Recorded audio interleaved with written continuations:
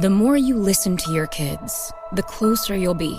So we asked kids, what do you want your parents to hear? I feel sometimes that I'm not listened to. I would just want you to listen to me more often and evaluate situations with me and lead me towards success. Listening is a form of love. Find resources to help you support your kids and their emotional well-being at sounditouttogether.org. That's sounditouttogether.org. Brought to you by the Ad Council and Pivotal. You've never been one to settle, stand down, or stand still. You're a lifelong learner, energized by excellence. There's a fire inside you you can't ignore. You've got competition to outrun, momentum to build on, and your own high standards to meet. Stop now? Not a chance. At Capella University, we help you catch what you're chasing because you've always had the drive. Now, go earn the degree. Capella University. What can't you do? Visit capella.edu to learn more.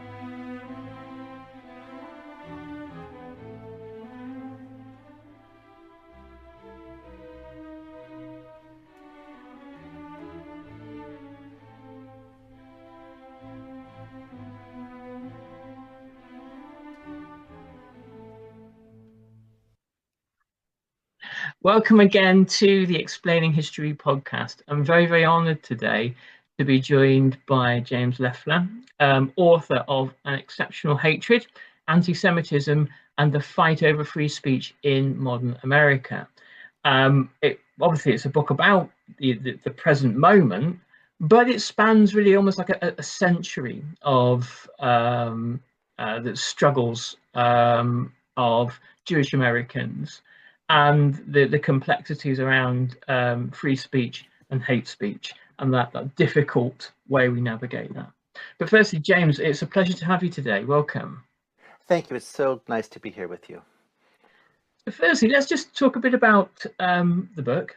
Tell us a bit about its origins, where the idea for the book came from, and some of that, perhaps the research you've done a little bit. Absolutely. Well, it will not be a surprise to any listeners that we are living through a ferocious debate and a terrible crisis about free speech in American society, as well as in Europe and elsewhere.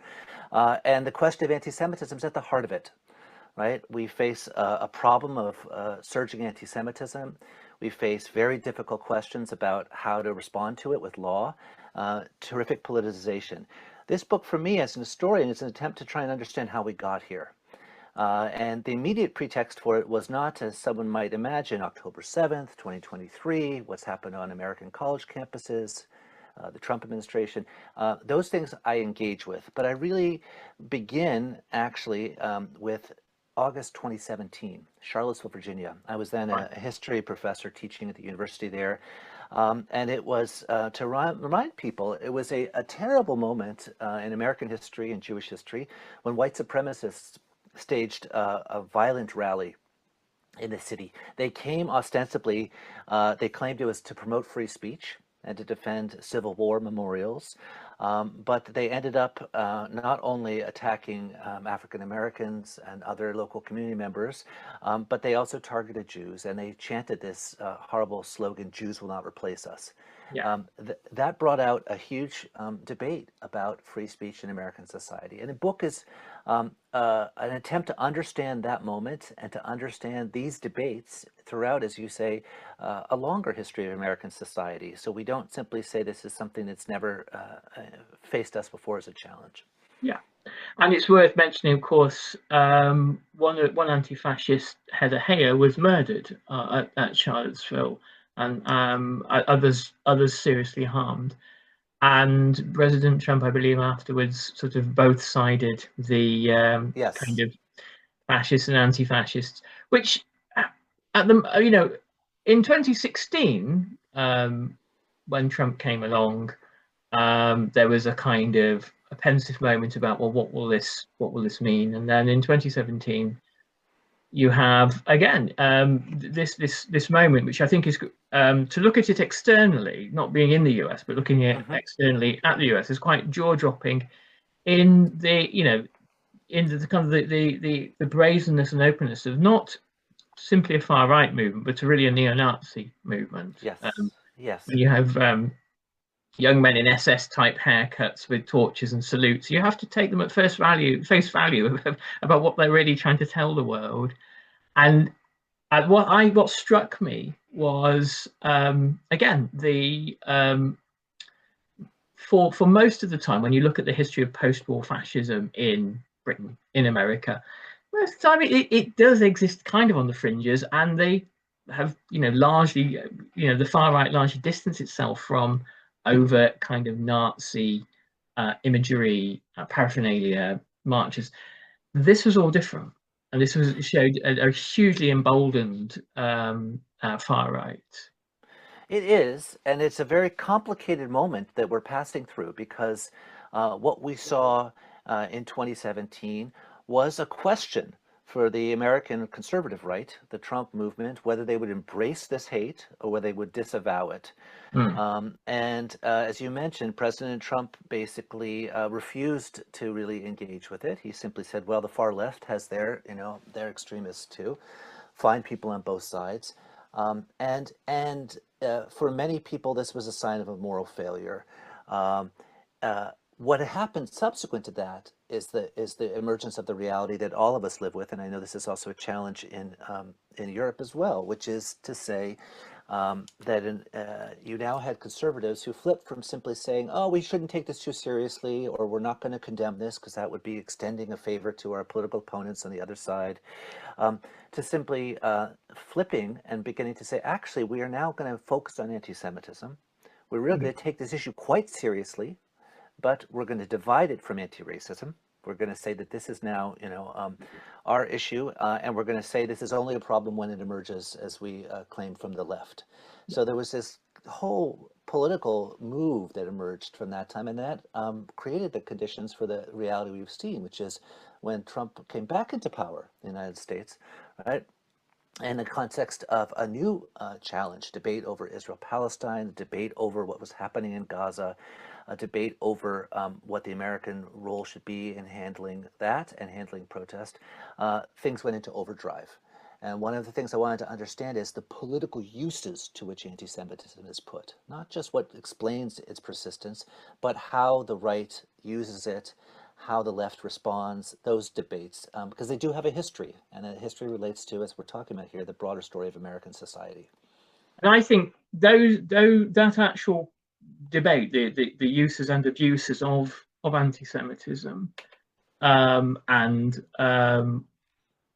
that's kind of pivotal to the moment we are in at the moment for a whole host of reasons.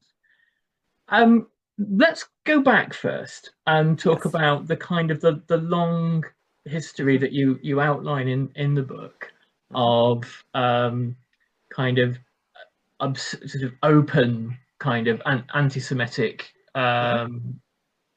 actions in America. Yes. Because I think for lots of people who are kind of interested in 20th century history, when they think of anti-Semitism, they will think mainly of what happened in Europe in the 1930s and 40s. Exactly. And yet there is, and it's quite a long established history of it overtly, and a kind of a covert sort of like coded anti-Semitism that's always existed in America. But tell us a bit about that. Absolutely. That was another reason I felt it was important to kind of rethink some of our assumptions about American history and the Jewish experience.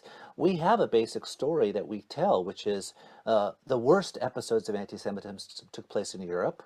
And to be fair, they did. We're living through, we're talking about 20th century, we're talking about the Holocaust. It is succeeded by other, persecution in the Soviet Union of Jews there. And then, of course, we have the thorny question of the Middle East, right? Zionism, anti-Zionism, politics there. But we generally think about America as the positive story, right? And many American Jews say, well, compared to our experience of ourselves or our ancestors in Europe, compared to what we witnessed in the 20th century, America's always been a safe haven. The story is more complicated because, surprise, surprise, America, as we know all too well, has a long history of discrimination and racism and what scholars will call Christian supremacy, even as it's built on a very powerful idea of, a different kind of liberal society. More specifically, however, there's an awful lot of darkness in the American Jewish story.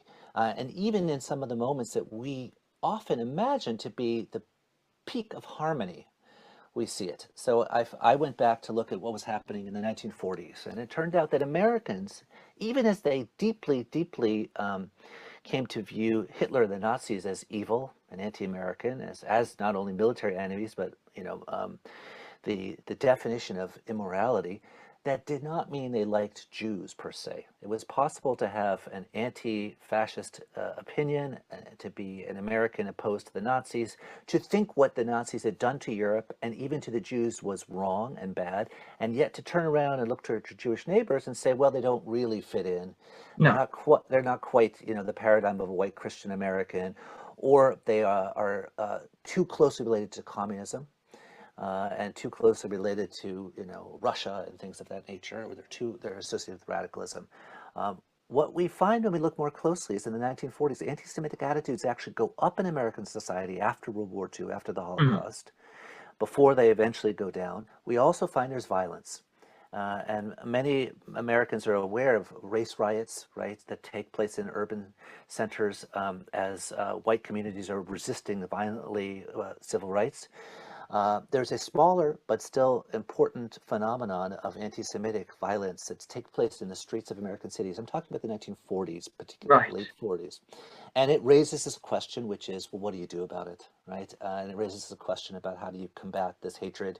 What do you want law to do about it? So that's an important corrective to this image that America's always been sort of blissfully free from this hatred compared to other parts of the world.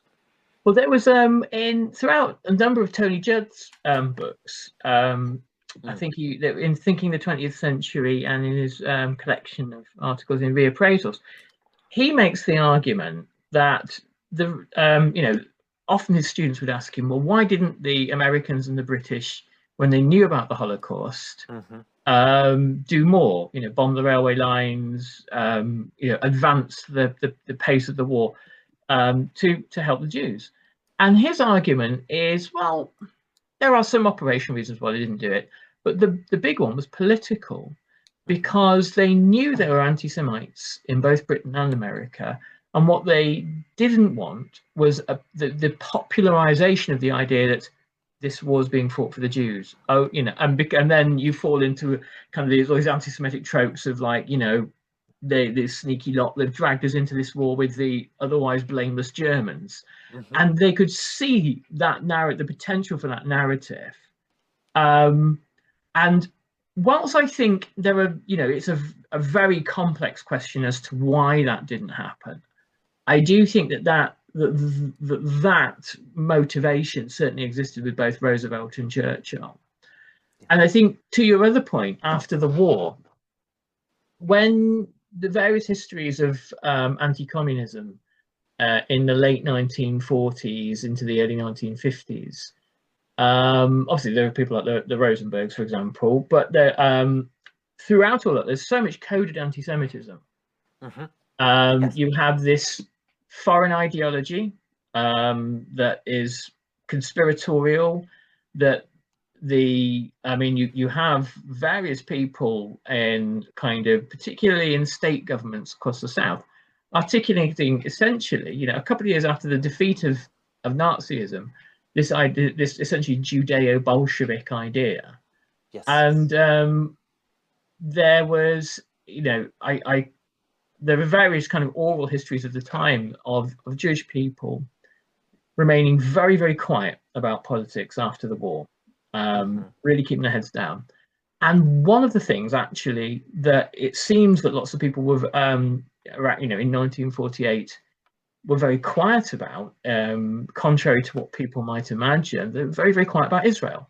And the great fear was that you would have American Jews backing Israel early on, and there was always a question about which way Israel would go. It might perhaps drift into the Soviet camp, and then you're really in trouble. Yes, it's a very complex moment.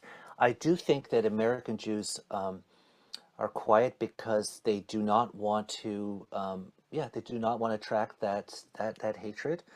They're conscious of the stereotypes. They've seen them being used against them.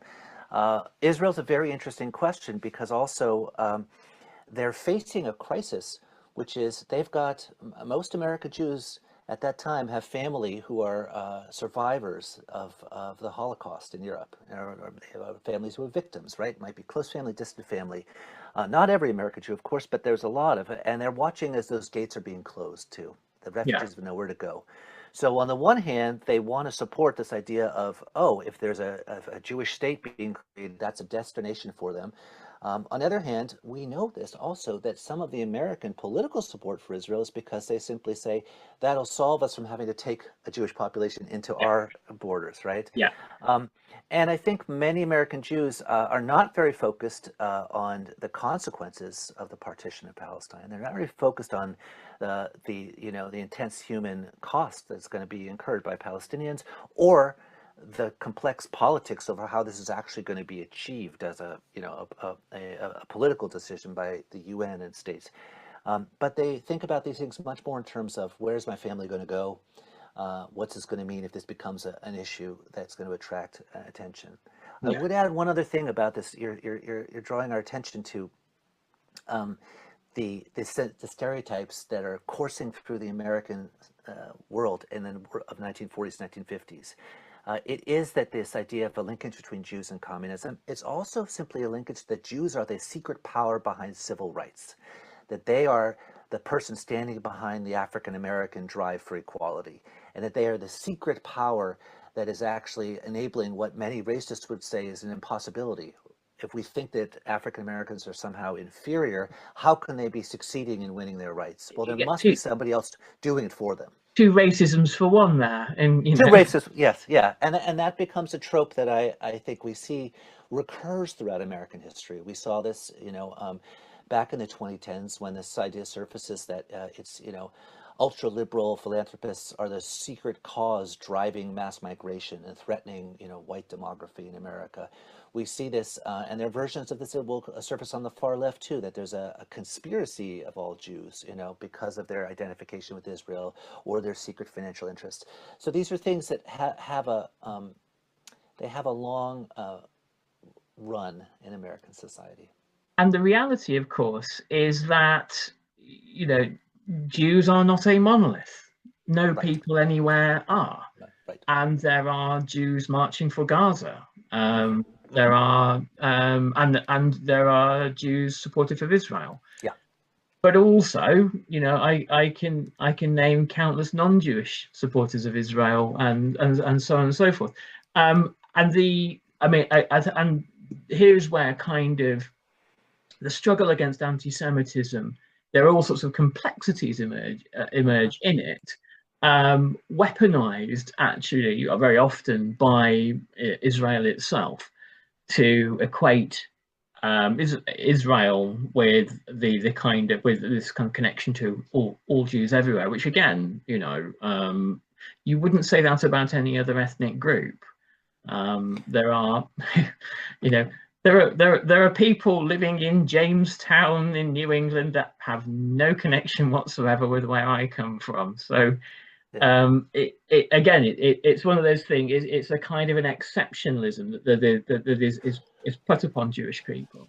It's an exceptionalism. I think this book is called Exceptional Hatred because I wanted to examine that.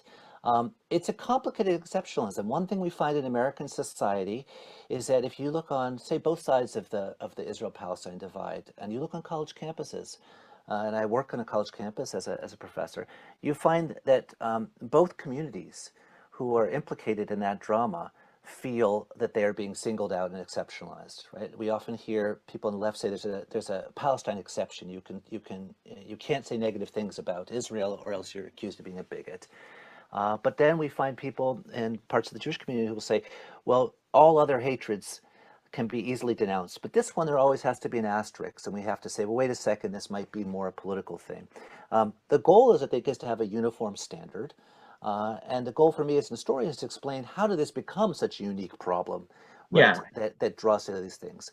I will tell you that I think, because also you're someone who thinks a lot about the geopolitical, the broad sweep of history, I think in American society, and this may be different than in Europe and in Great Britain, there are parallel problems which are not as central to our politics, but do take place on college campuses.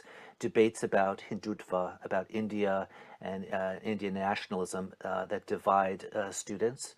I've witnessed some of these debates about free speech and hate speech in India, Pakistan, parallel things involving China. They're not as ripe as, and they don't attract the same attention, but they actually raise parallel questions about when you criticize China, are you actually criticizing Chinese American students on campus? And there are groups outside, advocacy groups, just like we hear about in the news about Jewish advocacy groups, or these other groups, some of them connected to governments involved in these things. So I think that's a way of saying there are parallels. They may not be as strongly developed, but they're also, it means that we have to get this right to understand this history so that we don't simply devolve into throwing our hands up or conspiracy theories, but we think, okay, what is the right way forward to make sense of this moment, right? Which is, as you'll agree, the purpose of studying history. I think that, I mean, I was reflecting on this today, and again, the you know, where one kind of meaningfully engages with it. I noticed in the news there was this sort of hoo-ha about Mark Ruffalo, aka the Hulk. You know, the Avengers' kindly uncle. You know, a nicer guy you couldn't possibly want to see on your TikTok. But he criticised the Paramount takeover of Netflix, I think it is, and Larry Ellison, a Jewish, extremely rich multi-billionaire, turned around and said, "Oh, that's anti-Semitism." And for me, I mean, obviously, that's absurd. You know, it's not. It's anti-corporate monopolyism, which is an entirely valid way of looking at the world. But what, you know, in some ways, there's sort of, if you are an actual anti-Semite and read Mein Kampf and that kind of thing, there's rarely been a better time to be around, because when people fling around, it's like, you know, fling around the term anti-Semitism in that way, what it does is it gives real bigots all sorts of cover. And that's a really problematic thing to deal with, because it's very difficult to prevent anybody from doing that. I think the only thing is that the more you listen to your kids, the closer you'll be. So we asked kids, what do you want your parents to hear? I feel sometimes that I'm not listened to. I would just want you to listen to me more often and evaluate situations with me and lead me towards success. Listening is a form of love. Find resources to help you support your kids and their emotional well-being at sounditouttogether.org. That's sounditouttogether.org. Brought to you by the Ad Council and Pivotal. Instagram teen accounts have automatic protections for what teens see and who can contact them, plus time management tools. And Instagram will continue adding built-in safety features to help create age-appropriate experiences. Learn more about teen accounts and Instagram's ongoing work to protect teens online at instagram.com/teen accounts.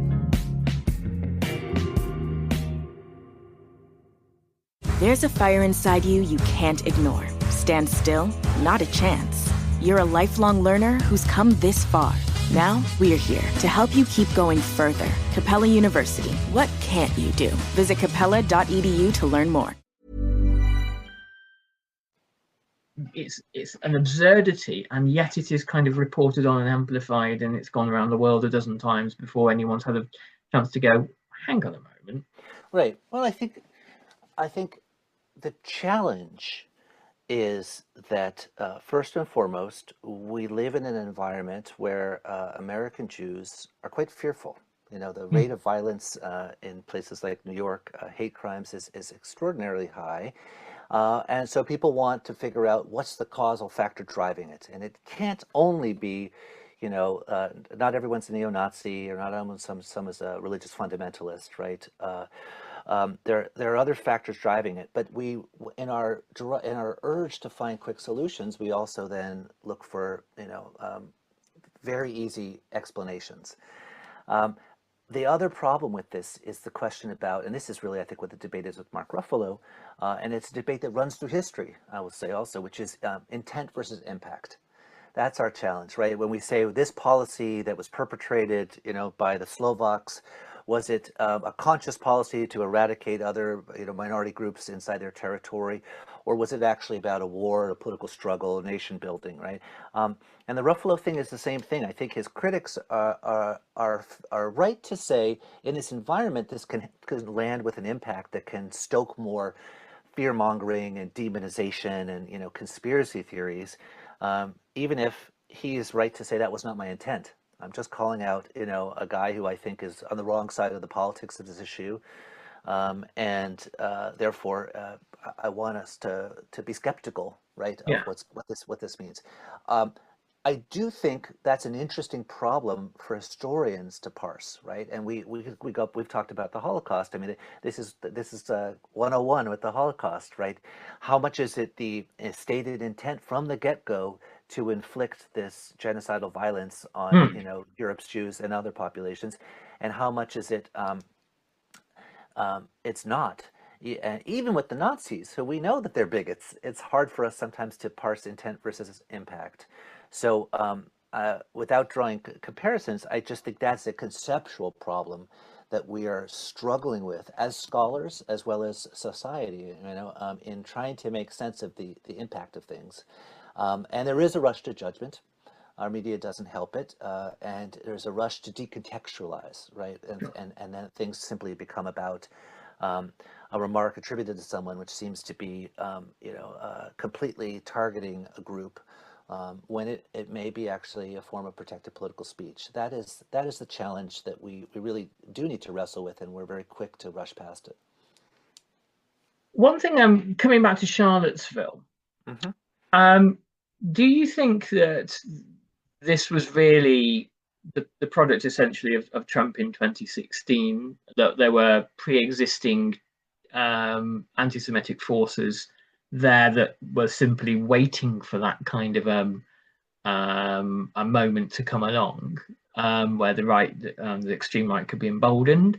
Or are there other kind of explanations as to why you get this really extraordinary outburst of anti-Jewish hate?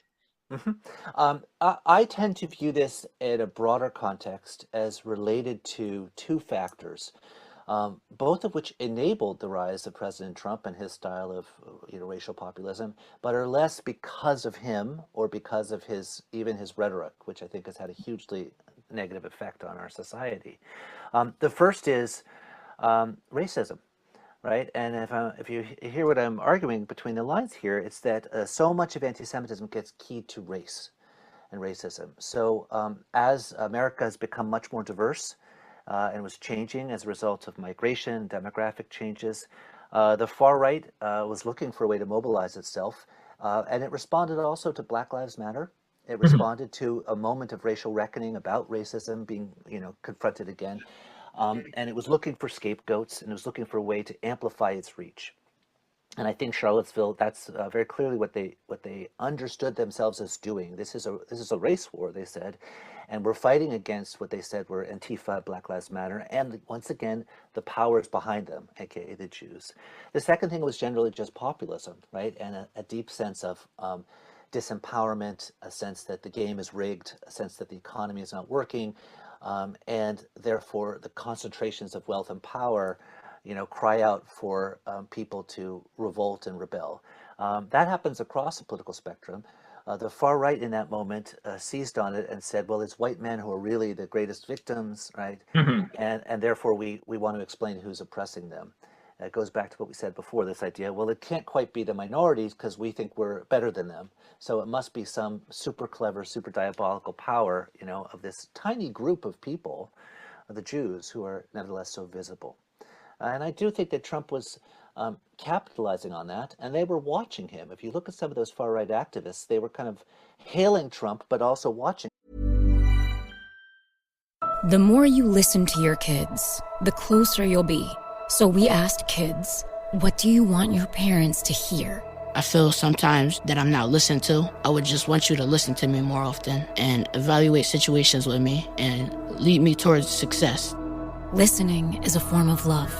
Find resources to help you support your kids and their emotional well-being at soundedouttogether.org. That's soundedouttogether.org. Brought to you by the Ad Council and Pivotal. There's a fire inside you can't ignore. Stand still? Not a chance. You're a lifelong learner who's come this far. Now, we're here to help you keep going further. Capella University. What can't you do? Visit capella.edu to learn more. Him, and they quickly soured on him because they basically said, well, he may be doing things we like, but his heart's not in it. Why? Oh, well, here's another conspiracy they will trot out. Well, because he has a Jewish son-in-law, because Jews have gotten their hooks into him. And so once again, we see this perverse way in which the anti-Semitism isn't always simply about a far-right move or, the X part of the spectrum. It's a logic that takes over in these moments and people instrumentalize it. Yeah. And this is where conspiracy theories fit within people's kind of mental architecture. They create these kind of hyper-emotional sort of shortcuts to, well, that's it. That's why that happens. There you go, done. Don't have to think about it very much now. And then the kind of the harder job of explaining the world is looking at it in a bigger, more complicated context. I guess one of the things I find kind of fascinating, if that's the right word, is sort of where Jews in America have always kind of racially been allowed to exist. The extent to which they've been allowed to be white, and the extent to which they've been kind of sub-white. If we imagine that white is a sort of a set of characteristics and statuses as well. And obviously, again, we don't want to homogenize all Jews because the experience of poor Jewish people is probably very different than the experience of extremely wealthy ones, and so on and so forth. But does the book help to kind of address that complex question and navigate it? It's a great question. And first of all, we should say that there are, most American Jews hail from Europe. They're white looking, but that's not all American Jews, right? There are many Jews from the Middle East, from Africa. There are communities of color, Jewish communities that have joined Judaism as one can, as people do. And there are multiracial Jewish communities as well.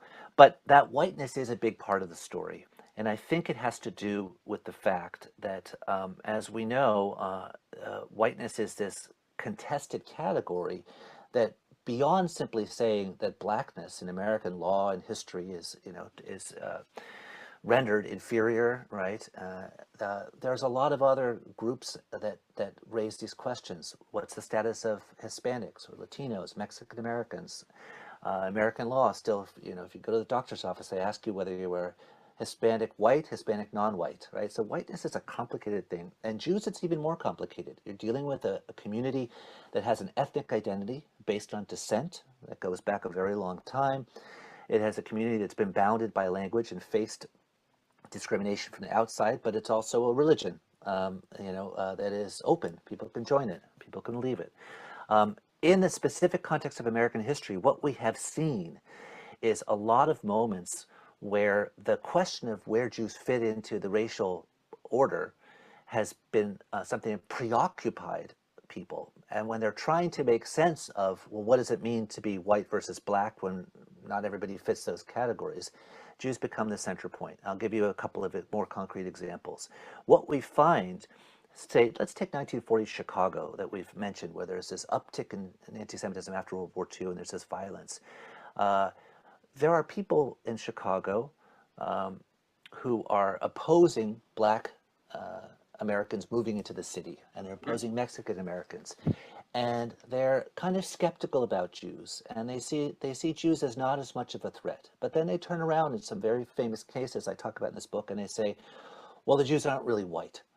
They're, you know, they may have white skins, but they're not really white because they're too foreign, they're too different, they're too ethnic. And it shows you they're kind of obsessing about this difference, even when it's not simply about color. That's the striking thing about it. If you fast forward to Charlottesville, in the 2017 moment, you have some of these white supremacists saying, well, Jews, they're white traitors, they're race traitors, because they're white skins, but they don't really understand that the world is based on color. Or they're saying they're pseudo-whites. They might have white skins, but they're not really us, because they're not Christian, because they're not Anglo-Saxon, whatever, all kinds of theories they have. So all of these obsessions, we might say, well, they're ridiculous, but they also expose the way Jewishness is this category that is close to the color line, and Jews, because of their complex ethnic and religious amalgamation, become the focal point. I will add one last thing. This is a debate and on fixation on parts of the further left in American society too, in the debates about Zionism and whether it's understood as something which is linked to whiteness, as opposed to a nationalist movement that's linked to religion, land, fights over that, you know, the occupation, these very real questions. But sometimes in American context, it suddenly turns into white privilege, right? Right. And that again is about kind of mapping an obsession about race onto Jews and onto a conflict about them. What I want us to appreciate about this is ultimately a way of Americans trying to struggle with whether the terms, the language, the even laws we have to protect minorities match the reality of our complex society. And I guess the final struggle is that it is the thing we've kind of gone all the way around here is white fear and anxiety. Yes.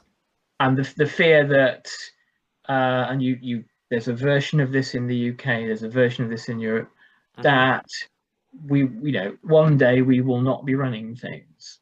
Yes. And it's normally very, very poor, disempowered white people that aren't running things anyway. They just haven't kind of really cottoned on to that fact yet, that seem to be the most fearful. But there's a reason for that too. Yeah. We must draw to a close in a moment, but before we do, let's just give the book something of a plug. Am I right in thinking it's coming out today? Is that correct? So it has come out yesterday, August 25th. And so yes, the book is out now. The book is available in all your bookshops and online. Please, if you can, support your local bookshop. If you can't support your local bookshop, go directly to the publisher. I'll put a link below to get a copy, because they're the institutions, they're the organizations, they're the people that you will miss them when they're gone, I swear, you know. So please support those guys. James, it was such a great conversation today. I'm very, very honored to have had a bit of your time. Best of luck with the book, and I do hope that we get to talk again sometime. I really do.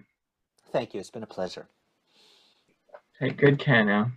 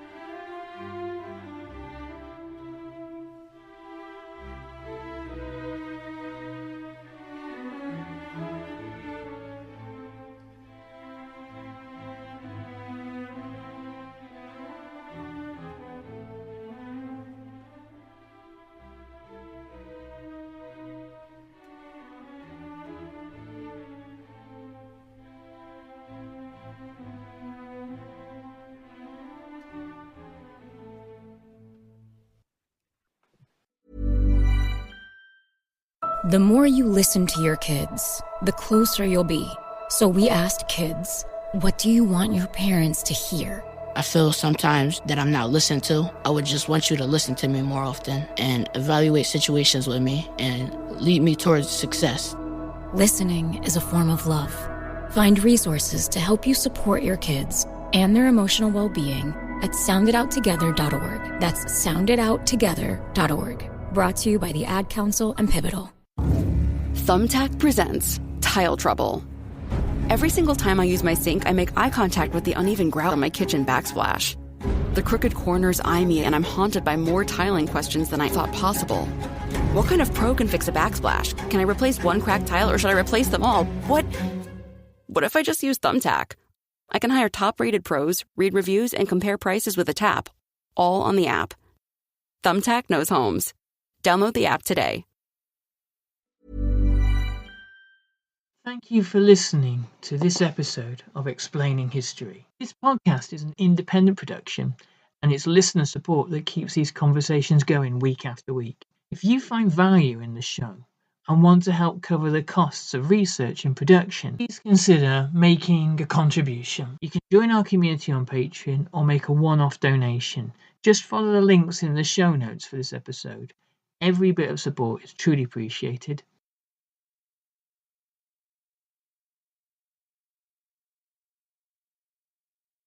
Thanks again for listening.